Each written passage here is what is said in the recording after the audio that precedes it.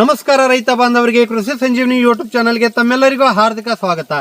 ರೈತ ಬಾಂಧವರಿ, ಈಗ ಸದ್ಯಕ್ಕೆ ಈ ದ್ರಾಕ್ಷಿ ತೋಟದಾಗ ಇವತ್ತು ಒಂದು ವಿಡಿಯೋ ಮಾಡೋ ಉದ್ದೇಶ ಇತ್ತು. ಈ ಪ್ಲಾಟ್ ನೋಡ್ಬೋದು, ಎಷ್ಟು ಜಬರ್ದಸ್ತ್ ಕಾಣ್ಲಾಗತ್ತೈತಿ ನಿಮಗೆ. ಪ್ಲಾಟ್ ಅಂತೂ 1 ನಂಬರ್ ಐತಿ, ಇರ್ದಾಗೇನು ಎರಡು ಮಾತಿಲ್ಲ. ಈ ವಿಡಿಯೋ ಮಾಡೋ ಉದ್ದೇಶ ಇಷ್ಟು. ಈಗ ಸದ್ಯಕ್ಕೆ ನೋಡ್ಬೋದು, ಥಂಡಿ ಜಾಸ್ತಿ ಆಲತ್ತೈತಿ.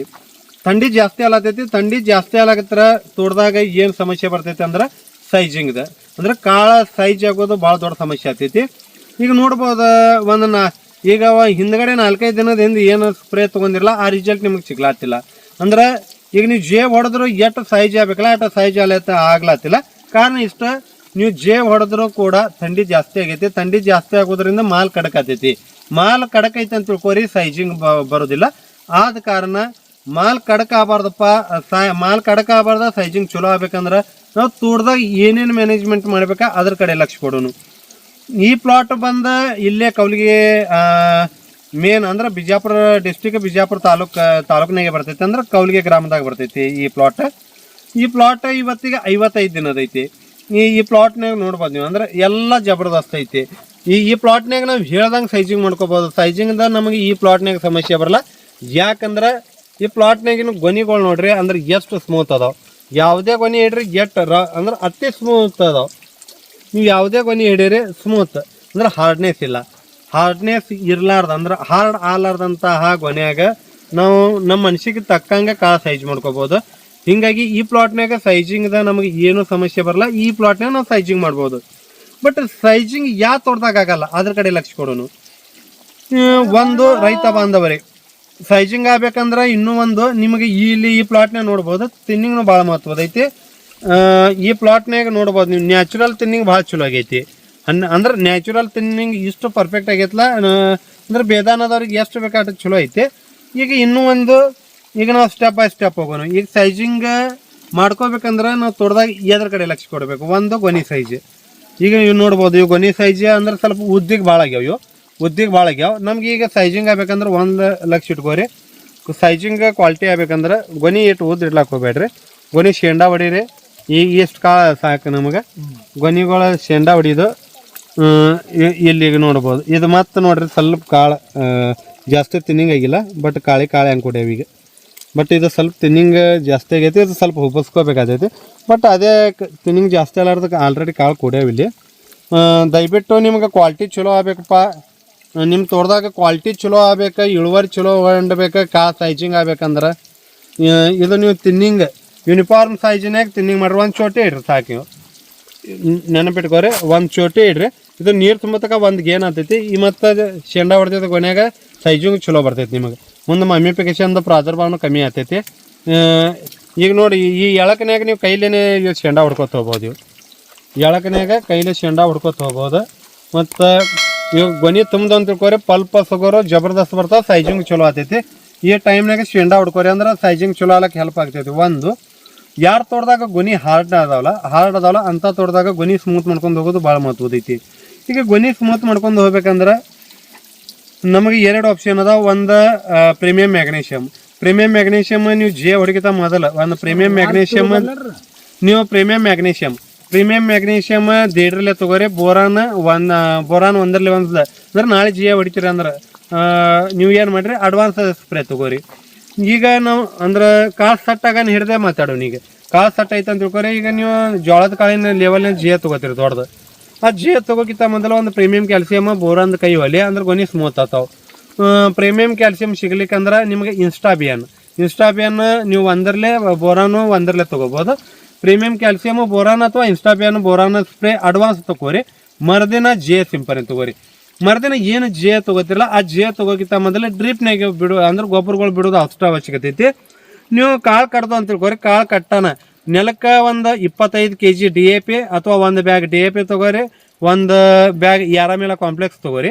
ಇದು ನೀರು ಬೆಳಲಿ ಕಟ್ಕೋರಿ. ಇದು ಅಥವಾ ನಿಮ್ಗೆ ಬಿಡೋದು ಅಂದ್ರೆ ಕಟ್ಕೋದು ಆಗ್ಲಿಕ್ಕಂದ್ರೆ DAP ಮತ್ತು ಯಾರಾಮೇಲ ಕಾಂಪ್ಲೆಕ್ಸ್ ಅಂದ್ರೆ ಡ್ರಿಪ್ನಾಗ ಕರಗ್ತಾವೆ. 1-2 ರೌಂಡ್ ನೀವು ಕರಗಿಸಿ ಡ್ರಿಪ್ಪಿಗೆ ಕೊಡ್ಬೋದು. ಸೈಜಿಂಗ್ ಅಲ್ಲಕ್ಕೆ ಅದು ಹೆಲ್ಪ್ ಮಾಡ್ತೈತಿ ನಿಮಗೆ. ಇದು ಒಂದು 2 ಇಟ್ಕೋರಿ. ಮತ್ತು ಬಯೋಜೆಮ್ ಡ್ರಿಪ್, ನೀವು ಬಯೋಜೆಮ್ ಡ್ರಿಪ್ ಒಂದು 2.5 ಲೀಟ್ರ್ ಮತ್ತು ಚಿಲೇಟೆಡ್ ಬೋರಾನ್ ಒಂದು 1/2 kg ಡ್ರಿಪ್ಪಿಗೆ ಕೊಟ್ರಿ ಅಂತ ತಿಳ್ಕೊರಿ. ಇದು ನಿಮ್ಗೆ ಸೈಜಿಂಗ್ ಆಗಕ್ಕೆ ಹೆಲ್ಪ್ ಮಾಡ್ತೈತಿ.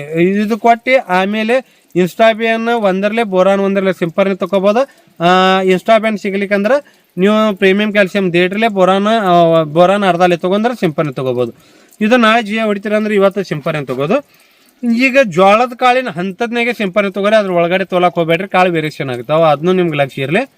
ಜೋಳದ ಕಾಳಿನ ಲೆವೆಲ್ನಾಗ ಪ್ಲಾಟ್ ಬಂತಂತ ತಿಳ್ಕೊರಿ, ಅವಾಗ ಇಮಿಡಿಯೇಟ್ಲಿ ನೀವು ಏನು ಮಾಡಿರಿ, pH ಮಾತ್ರ 5ರಿಂದ 6 ಇರ್ಬೇಕಾ ನೀರಿಂದ, ಅಂದ್ರೆ ನಿಮಗೆ GH ಚಲೋ ವರ್ಕ್ ಮಾಡಿದೈತಿ. pH ಬರ್ಲಾಕ ನಿಮ್ಗೆ ಸಿಟ್ರಿಕ್ ಆ್ಯಸಿಡ್ ನಡಿತೈತೆ, ಅಥವಾ ಡಾಕ್ಟರ್ ರಿಚ್ ನಡಿತೈತೆ, ಅಥವಾ ವಿನಿನ್ ನಡಿತೈತಿ. ಮೂರನಾಗ ಒಂದು ಯಾವ್ದಾರು ಹಾಕೋಬಹುದು. pH ಮಾತ್ರ 5ರಿಂದ 6 ತೊಗೊಂಬರ್ರಿ. ಅದು ಹಾಕೊಂಡ GA ಏನು ಮಾಡಿರಿ, GA 4 ಗ್ರಾಮ್ಲೆ ತೊಗೋರಿ, ಅರ್ಧಾಗ ಸೂಪರ್ ಶಕ್ತಿ ಕಮ್ಮನ್ ಅರ್ಧಾಲೆ ತೊಗೋರಿ, ಸೈಜ್ ಪಾಸ್ಟ್ 1.5 ತೊಗೋರಿ, ಲಿಕ್ವಿಡ್ ಜಿಂಕ 100ಕ್ಕೆ 30 ml ತೊಗೋರಿ. ಮತ್ತು ಸಾಧ್ಯ ಆದ್ರೆ ನಿಮ್ಗೆ ಸ್ಟಿಕ್ಕರ್ ಬೇಕಾದ್ರೆ ಒಂದು 25 ml 100ಕ್ಕೆ ಅದನ್ನು ಹಾಕೋಬೋದು ನೀವು. ಈ ಸಿಂಪರ್ನೆ ಏನೈತಲ್ಲ, ನೀವು ಜೋಳದ ಕಾಳಿನ ಹಂತದ್ನಾಗಿದ್ದಾನ ಗಚ್ಚ ಸಿಂಪರ್ನೆ ಅಂದ್ರೆ ಪೂರ್ಣ ತೊಯ್ಸಿ ಹೊಡ್ಕೊಂಡ್ರೆ ಅಂತ ತಿಳ್ಕೊರಿ, ರಿಸಲ್ಟ್ ಅಂದ್ರೆ ಕಾಳ ಸೈಜಿಂಗಿಗೆ ಹೆಲ್ಪ್ ಆಗ್ತೈತಿ. ಒಂದು ಕೆಳಗಡೆ ನೆನಪಿಟ್ಕೋರಿ, ಯಾರಾಮಿಲ್ಲ ಕಾಂಪ್ಲೆಕ್ಸ್ DAP ನೆಲಗರೆ ಕಟ್ಕೋರಿ ಅಥವಾ ಡ್ರಿಪ್ ನೆಗರವತ್ರ, ಇದನ್ನು ಭಾಳ ಮಹತ್ವದ ಐತಿ. ಮತ್ತು ಯಾರ ತೋಟ ಭಾಳ ಹಾರ್ಡ್ನೆಸ್ ಆಗಿರ್ತೈತಲ್ಲ, ಬೇಕಾದ್ರೆ ಒಂದು ರೌಂಡ್ ನೀವು ಕ್ಯಾಲ್ಸಿಯಂ ನೈಟ್ರೇಟ್ ಒಂದು 5 kg ಡ್ರಿಪ್ಪಿಗೆ ಕೊಡ್ಬೋದು. ಕ್ಯಾಲ್ಸಿಯಂ ನೈಟ್ರೇಟ್ ಕೊಡಾಗ ನೆನಪಿಟ್ಕೋರಿ, ಒಬ್ಬರೊಬ್ಬರು ತೋಟದಾಗ ಲೇಟ್ ಡೌನಿದ ಪ್ರಾದುರ್ಭಾವ ಐತಿ. ಯಾರು ತೋಟದಾಗ ಡೌನಿದ ಪ್ರಾದುರ್ಭಾವ ಐತಿ ಕ್ಯಾಲ್ಸಿಯಂ ನೈಟ್ರೇಟ್ ಕೊಡ್ಲಾಕ್ ಹೋಗ್ಬೇಡ್ರಿ. ಯಾರು ತೋಟದಾಗ ಡೌನಿದ ಪ್ರಾದುರ್ಭಾವ ಇಲ್ಲ ಅವ್ರ ಕ್ಯಾಲ್ಸಿಯಂ ನೈಟ್ರೇಟ್ ಒಂದು 5 kg ನೀವು ಕೊಡ್ಬೋದು. ನೀವು ಡ್ರಿಪ್ನಾಗೂ ಮ್ಯಾನೇಜ್ಮೆಂಟ್ ಮಾಡಿರಿ ಅಂದ್ರೆ ಮ್ಯಾಕ ಸ್ಪ್ರೇನಾಗೋ ಅಂದ್ರೆ ನಿಮ್ದು ಶೆಡ್ಯೂಲ್ ಪರ್ಫೆಕ್ಟ್ ಅಂತ ತಿಳ್ಕೊರಿ, ಸೈಜಿಂಗಿಗೆ ಏನೂ ತೊಂದರೆ ಇಲ್ಲ. ಮತ್ತು ಈ ಸ್ಟೇಜ್ನಾಗ ಥ್ರಿಪ್ಸ್ ಕಂಟ್ರೋಲ್ ಇಟ್ಕೊಂಡು ಹೋಗೋದು ಭಾಳ ಮಹತ್ವದ ಐತಿ. ದಯವಿಟ್ಟು ಈ ಸ್ಟೇಜ್ನಾಗ ಥ್ರಿಪ್ಸ್ ಭಾಳ ಮೈಸ್ಲಾಕ್ ಹೋಗ್ಬೇಡ್ರಿ. ಥ್ರಿಪ್ಸಿಂದ ಅಟ್ಯಾಕ್ ಜಾಸ್ತಿ ಇತ್ತು ಅಂತ ತಿಳ್ಕೊರಿ, ಅದು ಕೂಡ ಕಾಳು ಹಾರ್ಡ್ ಆಗಕ್ಕೆ ಅಂದ್ರೆ ಅದು ಕೂಡ ಸೈಜಿಂಗಿಗೆ ಹೊಡೆದು ಬೀಳ್ತೈತಿ. ಆದ ಕಾರಣ ಸ್ವಲ್ಪ ಥ್ರಿಪ್ಸಿಂದ ಕಡೆನೂ ನಿಮ್ದು ಲಕ್ಷ್ಯ ಇರಲಿ ಒಂದು ಸ್ವಲ್ಪ ಇಲ್ಲಿ. ಮತ್ತು ಈ ಸ್ಪ್ರೇ ಹೊಡೆದ ಒಂದು 5 ದಿನ ಗ್ಯಾಪ್ ಕೊಟ್ಟು ಮತ್ತೊಂದು ಸ್ಪ್ರೇ ಹೊಡಿದಾತೈತಿ. ನಾವು 5 ದಿನ ಬಿಟ್ಟು ಮತ್ತೊಂದು ಯಾವ್ದು ಸ್ಪ್ರೇ ಕೊಡ್ಬೇಕಂದ್ರೆ ನೆನಪಿಟ್ಕೋರಿ, ಸೇಮ್ ಮತ್ತು ನೀವು ನೀರಿನ pH ಬರ್ಲಾಕ ಡಾಕ್ಟರ್ ಇಚ್ಚಿರಿ ಹಾಕೋಬೋದು, ಸಿಟ್ರಿಕ್ ಆ್ಯಸಿಡ್ ಹಾಕೋಬೋದು, ಅಥವಾ ವಿನಿನ್ರಿ ಹಾಕೋಬೋದು. ಮೂರನೇಗ ಒಂದು ಯಾವ್ದಾರು ಹಾಕೋಬೋದು. ಇದು ನೀವು ನೀರಿನ pH 5ರಿಂದ 6 ಬರೋತಕ ಹಾಕೊಂಡ ಆಮೇಲೆ ಅಂದ್ರೆ ಪ್ರಮಾಣ ಹೆಚ್ಚು ಕಮ್ಮಿ ಆಗ್ತಾವೆ. ಒಬ್ಬರೊಬ್ಬರು ನೀರಿಂದ pH ಅಂದ್ರೆ 7.5 ಇರ್ತೈತಿ, 8 ಇರ್ತೈತಿ, 8.5 ಇರ್ತಾವೆ. ಹಿಂಗೆ ನೀರಿನ pH ಮ್ಯಾಗ ಅಂದ್ರೆ ಡೋಸೇಜ್ಗಳು ಹೆಚ್ಚು ಕಮ್ಮಿ ಆಗ್ತಾವೆ.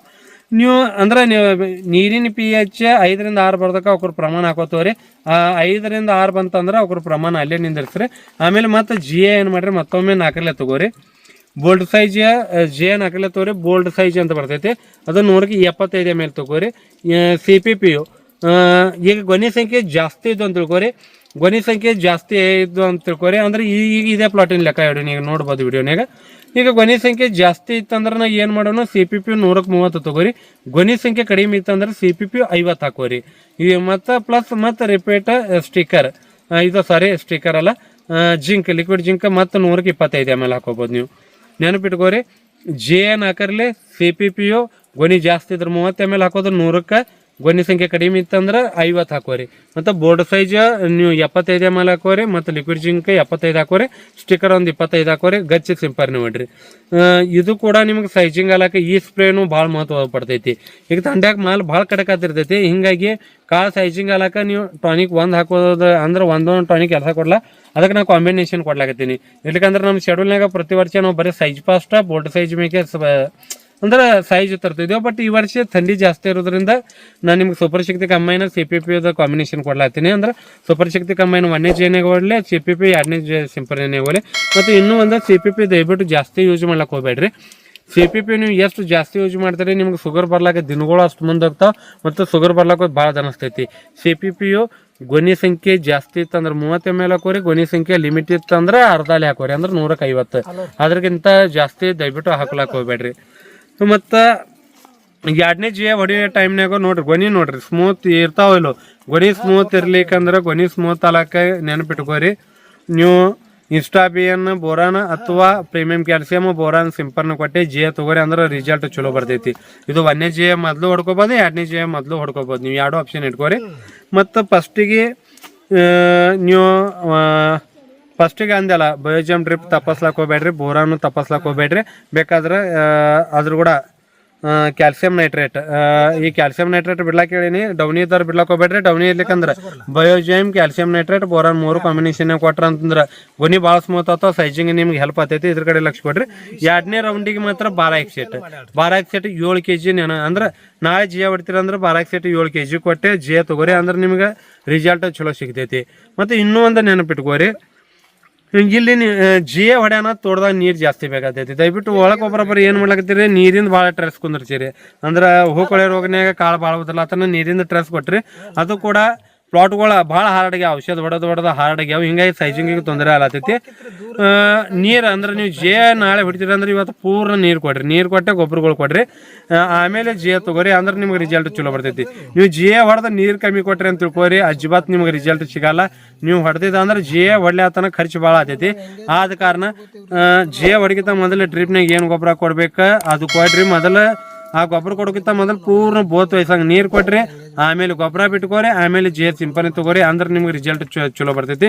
ಇವು 2 ಜೇ ಮಾತ್ರ ನಿಮ್ಗೆ ಒಂದು ನೆನಪಿಟ್ಕೋರಿ, ಒಂದು ಜೋಳದ ಕಾಳಿನ ಹಂತದನ್ನೇ ಹೊಡ್ಕೋದು, 2ನೇದು 5 ದಿನ ಗ್ಯಾಪ್ ಮಾಡಿ 5 ದಿನ ಗ್ಯಾಪ್ ಮಾಡಿ ಮತ್ತೊಂದು ಜೇ ತಗೋದು. ಇವು 2 ಜೇ ಭಾಳ ಮಹತ್ವದವು. ಆಮೇಲೆ ನಿಮ್ಗೆ ಅವಶ್ಯಕತೆ ಬಿತ್ತು, ಗೊನಿ ಸಂಖ್ಯೆ ಭಾಳ ಕಮ್ಮಿ ಇತ್ತು, ಅವಶ್ಯಕತೆ ಬಿತ್ತು ಅಂತ ತಿಳ್ಕೊರಿ, ನೀವು 3ನೇ ಜೇ ಒಂದು ಹೊಡ್ಕೋಬೋದು. 3ನೇ ಜೇ ಏನು ಮಾಡಿರಿ, pH ಬ್ಯಾಲೆನ್ಸ್ ಮಾಡ್ಕೊಂಡು ಜೇ 2 ಗ್ರಾಮ್ಲಿ ತಗೋರಿ. ಸೆಕ್ಯೂರ್ ಅಂತ ಬರ್ತೈತಿ, ಅಥವಾ ವಿಪೋಲ್, ಸೆಕ್ಯೂರ್ ಅಥವಾ ವಿಪೋಲ್ ಬೇಕಾದ ತಗೋಬೋದು ನೀವು 2ರಲ್ಲಿ. ನೆನಪಿಟ್ಕೋರಿ, pH ಬ್ಯಾಲೆನ್ಸ್ ಮಾಡ್ಕೋದು, 2ರಲ್ಲಿ ಜೇ ತಗೋದು, ಅರ್ಧಾಗ ಸೆಕ್ಯೂರ್ ಅಥವಾ ವಿಪೋಲ್ 2ರಲ್ಲಿ ಹಾಕೋದು, ಗಚ್ಚೆ ಸಿಂಪನೆ ಹೊಡಿದು. ಇವು 3 ಜೇ ಸ್ಪ್ರೇ ಸಾಕು ನಿಮಗೆ, ಅಂದ್ರೆ ಜಾಸ್ತಿ ಅವಶ್ಯಕತೆ ಬರಲ್ಲ ಮೊನಕ್ ಮಾಡೋರಿಗೆ. ಇವು 3 ಜೇ ಸ್ಪ್ರೇ ಟೈಮಿಗೆ ಹೊಡ್ಕೋರಿ, ನಿಮ್ಗೆ ರಿಸಲ್ಟ್ ಚಲೋ ಬರ್ತೈತಿ, ಸೈಜಿಂಗ್ ಚಲೋ ಆಗ್ತೈತಿ. ಡ್ರಿಪ್ಪಿನ ಕಡೆ ನೀರಿನ ಕಡೆ ಲಕ್ಷ ಕೊಡ್ರಿ, ಗೊಬ್ಬರ ಕಡೆ ಲಕ್ಷ ಕೊಡ್ರಿ. ಜೇ ಹೊಡಿಗಿಂತ ಮೊದಲು ಗೊನಿ ಸ್ಮೂತ್ ಅದ ಇಲ್ಲ ಅದ್ರ ಕಡೆ ಲಕ್ಷ ಕೊಡ್ರಿ, ತ್ರಿಪ್ಸಿನ ಕಡೆ ಲಕ್ಷ ಕೊಡ್ರಿ, ಆಮೇಲೆ ಜೇ ಸಿಂಪನೆ ತಗೋರಿ, ಅಂದ್ರೆ ರಿಸಲ್ಟ್ ಚಲೋ ಬರ್ತೈತಿ. ಇರ್ಲಿಕ್ಕಂದ್ರೆ ನಿಮ್ಗೆ ರಿಸಲ್ಟ್ ಅಷ್ಟು ಸರಿಯಾಗಿ ಸಿಗಲ್ಲ. ಇಟ್ಟು ಹೇಳಿ ಇವತ್ತು ಈ ವಿಡಿಯೋ ಇಲ್ಲೇ ಮುಗಿಸ್ತೀನಿ. ಮತ್ತು ಮುಂದಿನ ವಿಡಿಯೋದಾಗ ಬಿಟ್ಟೋಗೋಣ ಅಂತ. ನಮಸ್ಕಾರ.